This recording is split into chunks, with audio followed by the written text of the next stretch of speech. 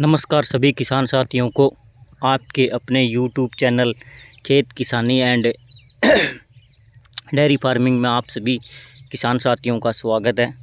किसान साथियों, आज मैं अपने ही खेत में हूँ।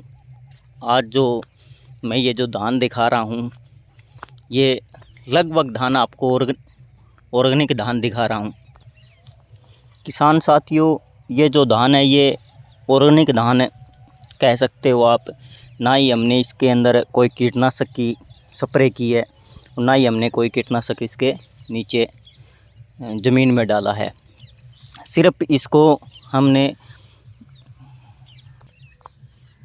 किसान साथियों हमने सिर्फ इसके अंदर सड़ी गली गोबर की खाद हमने एकड़ की करीबन 5 से 6 ट्राली हमने एकड़ की गोबर की खाद डाली है। जो हमारा एक छोटा सा डेयरी फार्म है, उस डेयरी फार्म से हमने ये खाद वेस्टेज जो पशुओं का बचता है, जिसको हम गोबर कहते हैं, और उस गोबर की खाद को हमने अच्छी तरह से साड़ के गाल के और अच्छा तैयार खाद हमने इसके अंदर 5 से 6 ट्राली एकड़ की डाली है। 1 एकड़ में हमारा ये धान है, और धान आप देख सकते हो जिस तरह से बालियां हैं। देखिए आप इसके अंदर आप दाना देख सकते हैं किस तरह से पकेव के ऊपर है। वैरायटी है हमारी 1509 ये, और हमने अगेता लगाया था इसको ताकि थोड़ी सी पानी की जो प्रॉब्लम आती है धान को वो ना आए। सभी धान अगर एक साथ लगाए जाए तो थोड़ी सी पानी की दिक्कत आ गई कि सभी खेत के अंदर पानी एक ट्यूबवेल है, ट्यूबवेल से कैसे भरें। तो हमने ये लगभग 1 एकड़ हमने अगेता लगाया था 1509, और आप देख सकते हैं किसी भी तरह से इसके अंदर कोई कमी मुझे तो लग नहीं रही है। ये देखिए दाना, आप लगभग दाना पूरा पक चुका है, और किसी भी तरह से इसके अंदर ना ही कोई फंगस का अटैक है, ना ही ऊपर का अटैक है, और दाना भी अच्छा बना है। ऐसी बात नहीं है कि लोग कहते हैं कि ऑर्गेनिक खेती के अंदर जो दाना है वो कमज़ोर रह जाता है। ये देखिए आप, दाने का साइज़ काफ़ी बेहतरीन अच्छी क्वालिटी का है।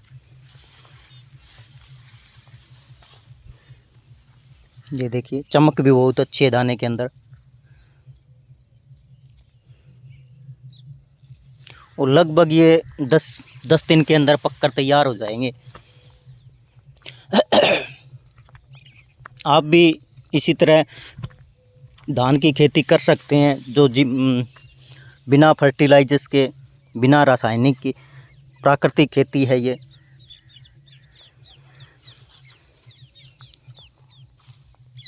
और हमें प्रकृति के साथ चलना चाहिए।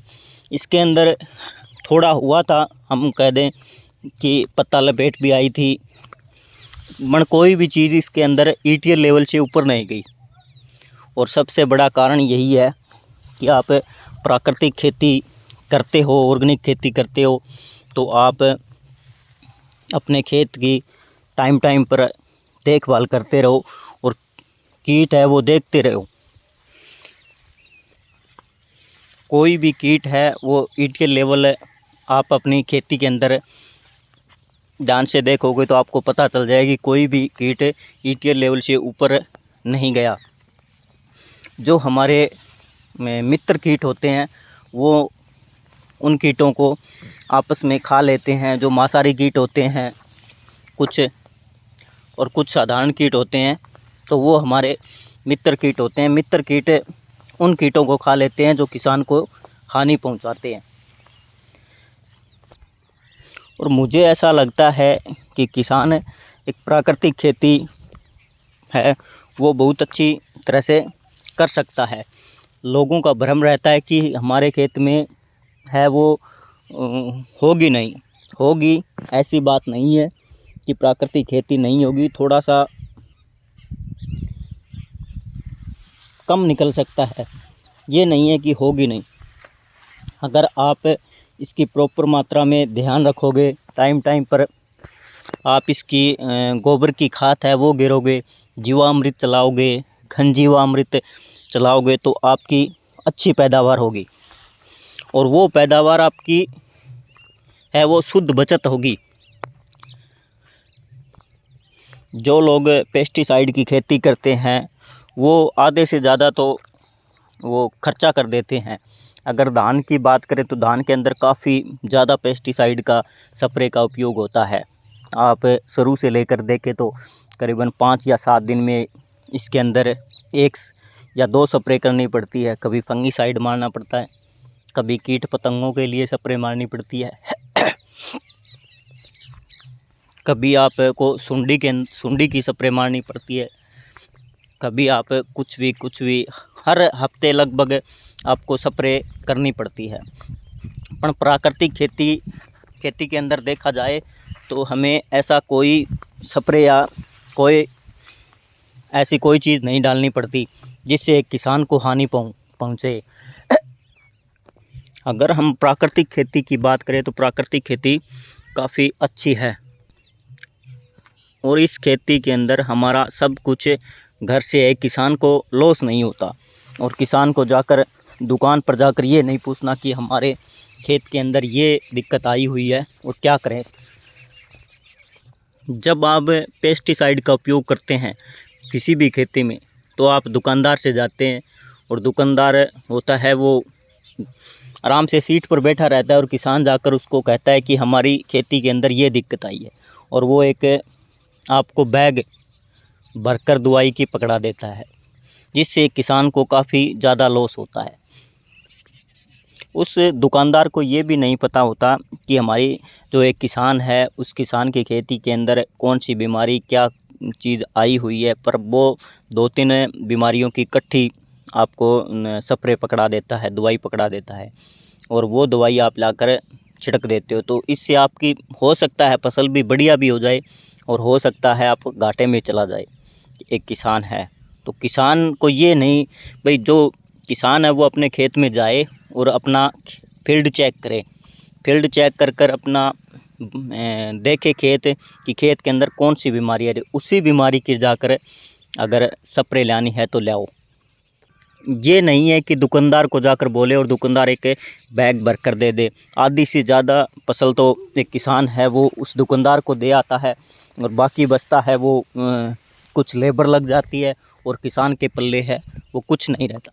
तो प्राकृतिक खेती है वो प्योर की प्योर एक किसान की शुद्ध बचत है, जिसके अंदर किसान का कोई खर्चा नहीं है। थोड़ी मेहनत इसके अंदर ज़्यादा लगती है क्योंकि इसके अंदर थोड़ी गोबर की खाद लानी है, थोड़ा जीवाणु वगैरह है वो डालना होता है, जीवामृत चलानी होती है, घन जीवा अमृत हमें चलानी होती है। तो इस तरह से आप अपना जो ज़मीन का कार्बन है वो ऑर्गेनिक तरीके से बढ़ा सकते हैं। अगर ज़मीन का कार्बन अगर आपने बढ़ा दिया किसी तरह तो आपको पीछे मुड़कर देखने की कोई आवश्यकता नहीं है। चाहिए आप ऑर्गेनिक खेती आपके लिए बेस्ट ऑप्शन है। हमारी जो खाद और यूरिया डालते हैं उससे हमारा जो जीवाणु है धरती के अंदर, जो ऑर्गेनिक कार्बन है वो मर गए हैं, जिसकी वजह से हमारी खेती है वो डाउन होती जा रही है। तो मैं यही कहूँगा कि अपनी ज़मीन आप कोई सी भी खेती करो पर ज़मीन का जो ऑर्गेनिक कार्बन है वो आप बढ़ाओ। ऐसी बात नहीं है चाहे आप कुछ भी करो उसके अंदर गोबर की खाद गिरो या घन जीवामृत चलाओ या फिर आप जीवामृत चलाओ, जो भी आप करो ऑर्गेनिक कार्बन आप किसी तरह से अपनी ज़मीन का बढ़ाओ। अगर आपको वीडियो अच्छी लगे तो सब्सक्राइब करना, शेयर करना, लाइक करना। जय किसान, जय जवान और जय भारत के साथ धन्यवाद।